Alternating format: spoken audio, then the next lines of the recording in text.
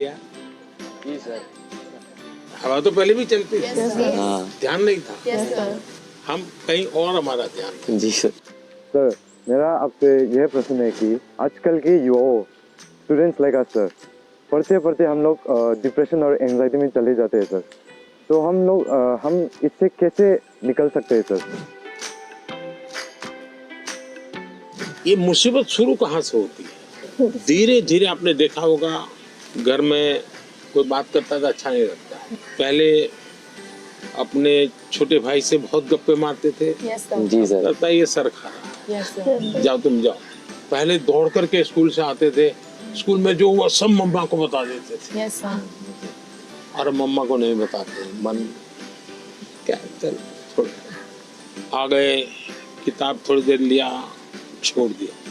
ये बिहेवियर आपको देखा होगा, धीरे धीरे अपने आप को कट करता जाता है, सिकुड़ता जाता है, और धीरे धीरे फिर वो डिप्रेशन में चला जाता है। आपको कोशिश करनी चाहिए, आपके मन के अंदर जो दुविधाएं हैं, बिना संकोच खुल करके किसी को कहना चाहिए। अगर नहीं कहेंगे, मन में भर करके रखोगे, तो धीरे धीरे बड़ा विस्फोट हो जाएगा। पहले हमारे समाज व्यवस्था में बहुत अच्छा फायदा था। हमारा परिवार ही अपने आप में एक यूनिवर्सिटी होता था। कभी कुछ बात दादा से खुल करके कर लेते थे, कभी दादी से कर लेते थे, कभी नाना से, कभी नानी से, कभी बड़े भाई से, कभी भाभी से। यानी कुछ न कुछ आपको मिल जाता था। जैसे कुकर का विसल बजती है ना, कुकर फटता नहीं है, वैसा ये कहीं न कहीं आपका ये प्रेशर है वो कम हो जाता है। और चलते चलते दादा कहते हैं नहीं नहीं बेटा ऐसा नहीं करते, तो हमको ठीक लगता है, हाँ यार नहीं करेंगे। कभी दादा कहते थे, चाचा कहते थे अरे भाई गिर जाओगे, कमा लो, अच्छा लगता है। मनुष्य का स्वभाव है, कोई केयर करे। मैं भी आकर के यहाँ भाषण झाड़ देता तो आपको लगता है ये प्रधानमंत्री अपने आप को क्या मानता है? लेकिन मैं आपका गीत सुनने के मन करता है मेरा, आपकी बातें, आपका गांव का जानने का मन करता है। इसका मतलब आपको भी लगता है यार अब ये तो अपने, इसके लिए वो बेचारे इतनी मेहनत करते थे। शायद उनके हैंड राइटिंग उनके थे, उनसे भी अच्छे हो गए होंगे, मेरे नहीं हुए। लेकिन मेरे मन को वो बात छू गई कि वो मेरे लिए इतनी मेहनत करते थे। Sir, I had one last question. That due to the pressure of parents, many students opt for those careers or streams in which they are having no interest. So how can उनके अपने विचार नहीं होते, औरों के बच्चों को देखते हैं ना, तो उनको खुद का ईगो हर्ट होता है कि ये उसकी मौसी का लड़का तो इतना कर लिया, ये मेरा नहीं कर रहा है। तो उनका जो सोशल स्टेटस है वो उनके लिए रुकावट बन जाता है। तो मेरी तो माता पिता को एडवाइस है कि कृपा करके आपके बच्चे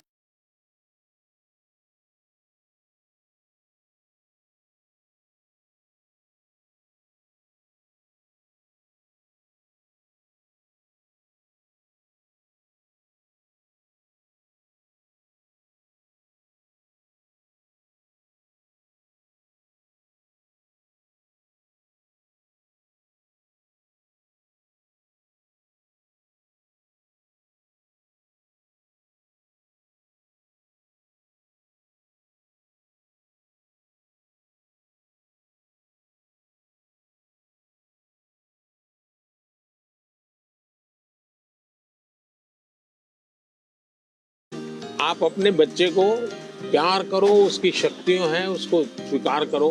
दुनिया में कोई व्यक्ति ऐसा नहीं है जिसके पास कोई एक चीज नहीं होती है। जैसे मैंने अभी बताया, वो बच्चा स्कूल से निकाल देने वाले थे, वो रोबोट बनाने में नंबर पर ले आया। वो जो बच्चे स्कूल में कभी खेल कूद के अंदर बहुत बड़ा, अब सचिन तेंदुलकर इतना बड़ा नाम सुन रहे हैं, वो पढ़ाई के विषय में खुद कहते हैं मेरा विषय ही नहीं था, मैं कोई ज्यादा पढ़ने का मेरा रस नहीं था।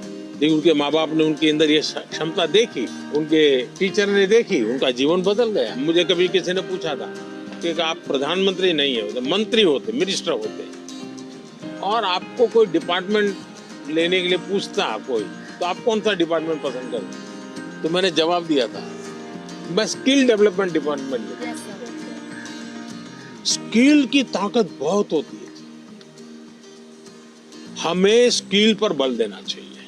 और माँ बाप भी, बेटा पढ़ाई में नहीं है तो कहीं और तो उसकी ताकत होगी, उसको पहचाने और उसको डाइवर्ट करे, तो मैं समझता हूँ ये प्रेशर कम हो जाएगा।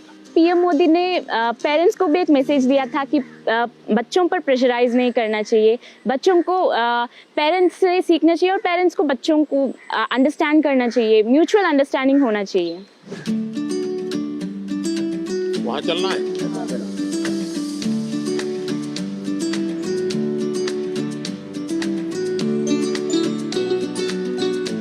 आइए थोड़ा निकट आइए, सब लोग काफी दूर दूर है, मेडिटेशन करना है।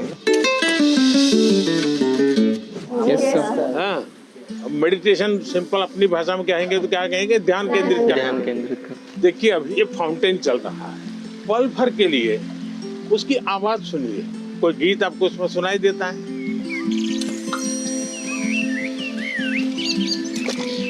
मुझे इस सब में से सबसे अच्छी बात तब लगी जब पीएम सर ने सबको मेडिटेशन कराने के लिए बोला, स्पेशली जब उन्होंने कहा कि जो फाउंटेन था उसको ऑब्जर्व करो और आपके दिमाग में क्या चल रहा है उसको भी ऑब्जर्व करो। क्या पक्षियों की आवाज सुनी थी? कैसा लग रहा था? बहुत अच्छा। 5 आवाज एक साथ आई होगी। आपने कभी आइडेंटिफाई किया कि किस आवाज कहाँ से आ रही है, किसकी आ रही है? अगर ये किया, आपका ध्यान केंद्रित हुआ, उसकी जो एक ताकत थी उसके साथ अपने आप को अटैच किया। जैसे मुझे अभी वैभव ने पूछा था, बहुत एंजाइटी हो जाती है, इसका उपाय क्या है? ब्रीदिंग।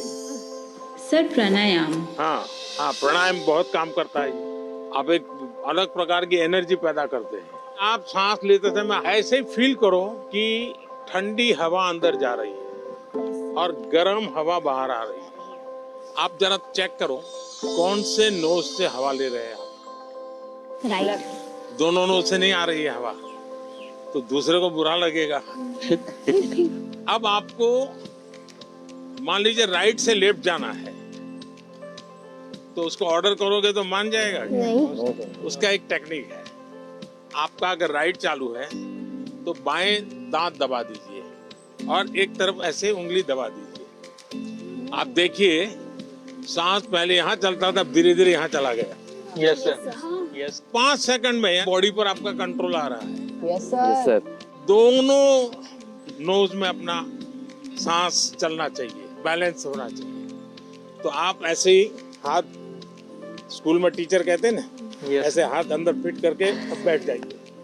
अब सांस लीजिए, देखिए दोनों नोज चालू हो गए। मैं कह रहा हूँ, ये कह रहे हैं कि सचमुच में हो रहा है? सच में हो रहा है। सर जब यहाँ आए तो हमें मेडिटेशन के बारे में बताया, तो हमें बहुत अच्छा लगा और हमारी जो भी घबराहट वगैरह थी सब दूर हो गई। He taught us how to meditate, जिसके वजह से हम हमारे दिमाग को स्ट्रेस फ्री करते हैं हम। He also told us how we can control our breathing. We must also not take that much of stress. He said, whatever that stress it may be, just उन्हें खोल के एंजॉय करो, don't even think about it. अच्छा ऐसा करो, पास में आ जाइए सब। चलिए अपना गुरुकुल है आज। सर हमने मॉर्निंग में लाफ्टर थेरेपी भी करी। अच्छा वाह, कौन सबसे ज्यादा हंसा रहा था? क्या सिखाया था? कोई जरा करके दिखाओ मुझे। जाकर के आप परिवार में करवाओगे तो क्या कहेंगे, पागल होकर के आएंगे। एक काम करिए, घर में सबको इकट्ठा करके करिए। इसकी एक खुशी की अपनी एक ताकत होती है और देखिए उसका 3 दिन के अंदर फर्क दिखेगा, घर में वातावरण बदल जाएगा। हमने जब पिछली बार जैसे कि थोड़ा सा पीएम सर स्टेज पे थे, बाकी बच्चे नीचे थे, हमने सोचा वैसा कुछ ही होगा, वैसा नहीं था। जो बिल्कुल फ्रेंड की तरह बात कर रहे थे, हमें लग ही नहीं रहा था कि इंडिया के प्राइम मिनिस्टर यहाँ हैं। मेरा नाम युक्ता मुखी है सर। छत्तीसगढ़। जी सर। मैं पूछना चाहती हूँ कि हम छोटे छोटे जीत से खुश कैसे रहें, क्योंकि मैं ज़्यादा नेगेटिव हो जाती हूँ हर चीज़। क्या कारण है? आप खुद ही सोचती हैं कि और लोग कहते हैं इसलिए आप नेगेटिव हो जाती हैं? इतना परसेंटेज मैंने 10वीं में सोचा था कि 95 आ जाएंगे, लेकिन 93 आ गया, 2% कम हो गया, तो उसके में मैं बहुत ही ज़्यादा डिप्रेस्ड हो गई थी। देखो बेटे, मैं तो इसको सक्सेस मानूंगा। टारगेट ऐसा होना है जो पहुंच में हो लेकिन पकड़ में ना हो। तो पहले तो मैं आपको बधाई देता हूँ कि आपने अपनी ताकत से 2 पॉइंट ज्यादा टारगेट रखा, वो Thank बुरा नहीं है। और आपने 90, और आप देख लीजिए अगली बार अगर आप 97 टारगेट रखोगी, आप 95 ले आओगी। आपका गर्व इस बात का है कि आपने 95 का टारगेट रखा था और आपने 97 का नहीं रखा, 99 का नहीं रखा, 100 का नहीं रखा, 95 रखा, क्योंकि आपको अपने विषय में भरोसा था। एक ही चीज को आप अलग तरीके से देख सकते। Sir, in the examinations time, the many students fear, sir, about exams, sir, and they did not take care about of the health, sir. पहली बात है कि ये जो मुसीबत है ना, उसका कारण विद्यार्थी कम है। सबसे पहला दोष है उसके परिवार के लोगों का। उसको अच्छा आर्टिस्ट बनना है, बहुत बढ़िया ड्राइंग करता है, लेकिन वो कहते नहीं तुझे इंजीनियर बनना है, डॉक्टर बनना है, और फिर उसमें उसका जीवन हमेशा हमेशा तनाव में रहता है। तो सबसे पहले तो मेरी माँ बाप परिवारजनों से आग्रह है कि आप अपने संतानों को समझने का प्रयास कीजिए, उनको जानने का प्रयास कीजिए, उनकी इच्छाओं को समझिए, उनकी क्षमताओं को समझिए, उसके अंदर जो क्षमता पड़ी है उसके अनुरूप वो क्या करता है उसको मॉनिटर कीजिए, हो सके तो उसको मदद कीजिए। अगर मान लीजिए उसको खेल कूद में रुचि आपको दिख रहा है तो कहीं खेल स्पर्धा देखने के लिए ले जाइए, उसको देखेगा, मोटिवेट होगा। दूसरा है टीचर्स। स्कूल में टीचर भी ये वातावरण बना देते हैं, जो 4 अच्छे बच्चे होशियार होते हैं हर बार उनको पुचकारते हैं, बाकियों को बिल्कुल गिनते ही नहीं है, लास्ट बेंच पे बैठो, तेरा काम नहीं है, ये उसको डिप्रेस कर देते। टीचर से भी मेरा आग्रह है कि आप विद्यार्थी के बीच में कोई तुलना मत कीजिए, आप किसी विद्यार्थियों को और विद्यार्थियों के बीच में टोकना मत कीजिए। कुछ कहना है तो उसको अलग से हाथ लगा के, देखो बेटे तुम बहुत अच्छे हो, बहुत मेहनती हो, थोड़ा इसमें ध्यान दे दो। और विद्यार्थी को फिर सोचना होगा, मैं मेहनत करूं, अच्छा से अच्छा लाऊं, पिछली बार से अच्छा करूंगा, मेरे और दोस्तों के सामने भी अच्छा करके दिखाऊंगा। लेकिन यही जिंदगी नहीं है। मैं जब से देख रहा हूँ आप अपने में ही खोई खोई लग रही हो, खुल करके मिल नहीं रही हो। As being a senior student of my school, much of the time I used to motivate my juniors regarding their test examinations or whether it's about cultural literature competitions. But sometimes I feel like I'm not being able to motivate myself.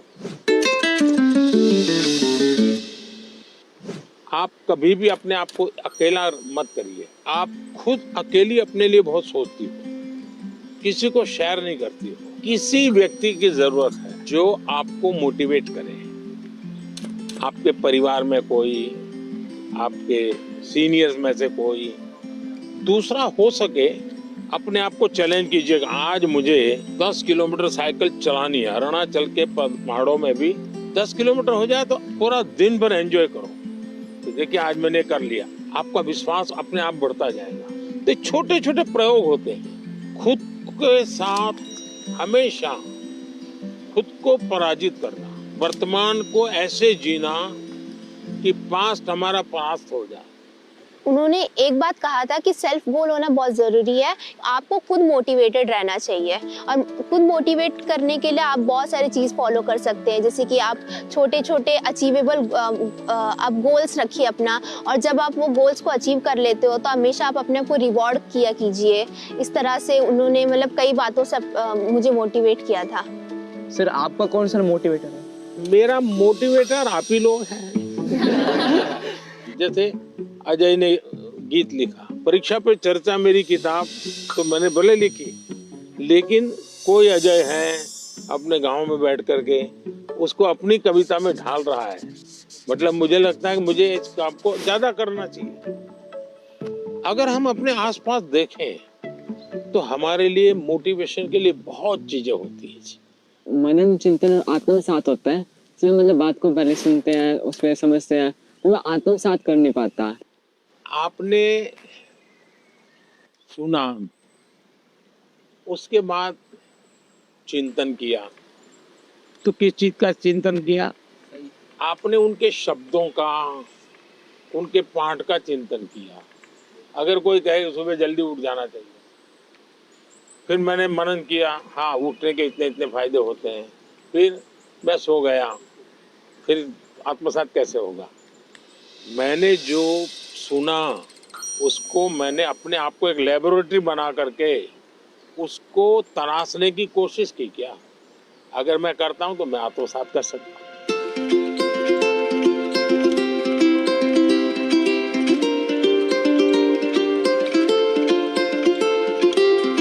ज्यादातर लोग खुद से स्पर्धा नहीं करते, औरों से करते हैं। अपने से जो दुर्बल है उसी से स्पर्धा करते हैं और फिर कूदते रहते हैं। देखिए उसको तो जी है। धन्यवाद सर। थैंक यू बेटा, थैंक यू।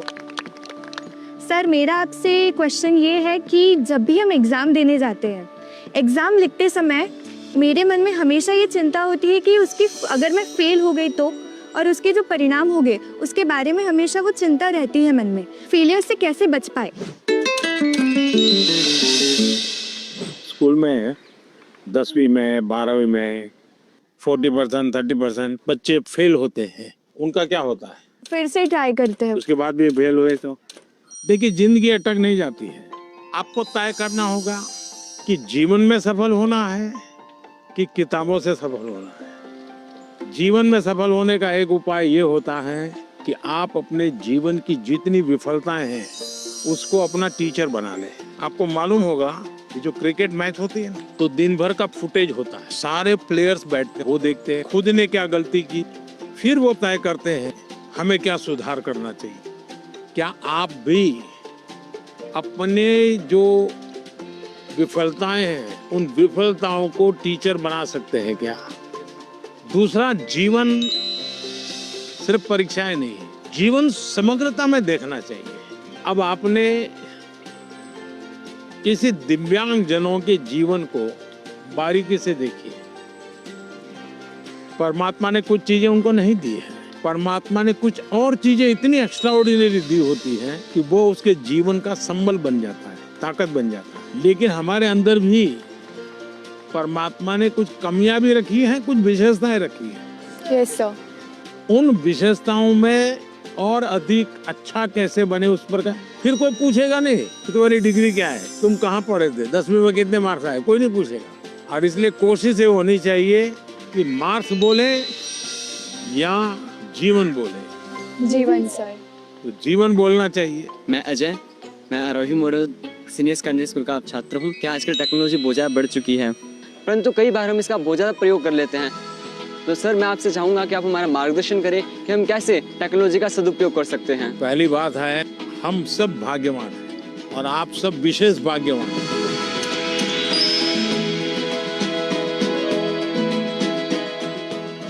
आप उस युग में बड़े हो रहे हैं जिस युग में इतनी बड़ी मात्रा में टेक्नोलॉजी का फैलाव है, प्रभाव है और उपयोग है। और इसलिए टेक्नोलॉजी से भागने की जरूरत नहीं है। लेकिन आपको तय करना होगा कि क्या मैं रील देखता रहता हूँ, क्या उसी में समय जाता है क्या मेरा, या मुझे इस चीज में रुचि है तो उसकी बारीकियों में जाऊं, उसके एनालिसिस में जाऊं, तो टेक्नोलॉजी एक ताकत बनेगी। टेक्नोलॉजी को तूफान मत समझो, वो कोई बड़ा साइक्लोन नहीं जो गिरा देगा।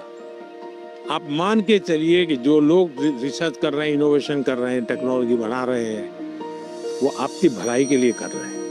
और हमारी कोशिश यही होनी चाहिए कि हम टेक्नोलॉजी को जाने, समझे, उसका ऑप्टिमम यूटिलाइजेशन करें। सर मेरे पास एक क्वेश्चन है। सर किसी काम को अच्छे से करने के लिए हमको अपना बेस्ट कैसे देना चाहिए? हमें निरंतर बेस करने का प्रयास करना चाहिए और बेस करने की पहली शर्त होती है कल से अच्छा करना। हमारी फैमिली हमारे भले के लिए बोलते हैं कि तुम्हें तो ये स्कीम लेना चाहिए, तुम्हें इस विषय में जाना चाहिए, तुम इसके लायक हो, हमें क्या करना चाहिए? फिर उनकी माननी चाहिए या अपनी सुननी चाहिए? ऐसा है, उनका मानना चाहिए और फिर उनको मनाना चाहिए। जब आप उनको पूछोगे कि हाँ बहुत अच्छा आइडिया है, मैं करूं, अब बताइए कैसे करूं, अच्छा इसका कहाँ मुझे मिलेगा, आप मेरी क्या मदद करोगे। फिर आप प्यार से उनको कहिए कि मैंने ऐसा सुना था, ये कैसा है, तो धीरे धीरे वो भी दिमाग अप्लाई करेंगे। आपका बहुत बहुत बहुत बहुत थैंक यू कि आपने मेरा प्रश्न सुना, मेरे प्रश्न का आंसर भी दिया और मुझे बहुत सारी चीज़ें भी सिखा के गए, शांत रहना और पॉजिटिविटी, नकारात्मक सोच नहीं लानी चाहिए दिमाग में। बहुत अच्छा लगा, thank you so much. Sir आजकल के ज़्यादातर विद्यार्थी एग्जाम परीक्षा पे जाके सर ये एक प्रॉब्लम फेस करते हैं कि उनका टाइम के अंदर उनका पेपर ख़त्म नहीं होता, या फिर उनको उसकी वजह से उनका बहुत टेंशन होता है, बहुत प्रेशर भी उन पर क्रिएट होता है सर। तो सर मतलब उस प्रेशर और टेंशन से वो कैसे डील करें। ऐसा है कि उसका पहला उपाय तो ये है कि आपको पुराने एग्जाम पेपर होते हैं उसका बहुत प्रैक्टिस करनी चाहिए। अगर आपने प्रैक्टिस की है तो पता चलेगा कि मैं कम शब्दों में जवाब लिखूंगा तो मेरा समय बचेगा, फिर दूसरे पर तीसरे पर, फिर आखिर में जो सवाल में थोड़ी मेहनत कसरत करनी है, जहाँ दिमाग खपाऊंगा, हो गया तो ठीक है, नहीं हो गया तो छोड़ दूंगा। कभी कभी क्या होता है कि जो नहीं आता है उसी में दिमाग खपाते हैं, फिर आते हैं उसमें टाइम कम पड़ जाता है। कभी आता है तो उसमें ज़्यादा लिख लेते हैं, लंबा लिख देते हैं, बहुत टाइम लगा लेते हैं। और इसका एक उपाय है प्रैक्टिस करना। मैं पीवीआर बालिका उन्नति पाठशाला में 10वीं कक्षा पढ़ रही हूँ। मैं आंध्र प्रदेश से आया हूँ और इस सुंदरी वन में आपके साथ रहना हमारी भाग्य की बात है। और मैं ये प्रश्न पूछना चाहती हूँ कि आपसे हमको आजकल किताबें में पढ़ते रहते समय हमको ये पता चल रहा है कि क्लाइमेटिक कंडीशन है वो बदला जा रहा है, हम क्या कुछ कर सकते हैं। बहुत अच्छा सवाल पूछा आपने और मुझे अच्छा लगा कि मेरे देश के बच्चों के मन में भी क्लाइमेट की चिंता है। ज्यादातर दुनिया में जो डेवलपमेंट हुआ उसमें एक भोगवादी संस्कृति पनपी है। ये सब मेरा है, मुझे मेरे खुश के लिए मुझे उपयोग करना है। मुझे अगर अच्छा फर्नीचर चाहिए तो मैं 200 साल पुराना झाड़ काट दूंगा, कोयला कितना ही जलाना पड़े मैं 24 घंटे बिजली जलाऊंगा। उन्होंने प्रकृति का सबसे ज्यादा विनाश किया। प्रकृति के शोषण वाला हमारा कल्चर नहीं है। मेरा एक मिशन लाइफ है, LIFE, लाइफस्टाइल फॉर एनवायरनमेंट। तो मैं कहता हूं हमारी लाइफस्टाइल ऐसी हो जो प्रकृति की रक्षा करे, प्रकृति का पोषण करे। हमारे यहाँ माँ बाप सिखाते हैं बच्चे को, सुबह बिस्तर से जब जमीन पर पैर रखते हो तो पहले धरती माता से माफी मांगो, हे माँ मैं तुझे कष्ट दे रहा हूँ।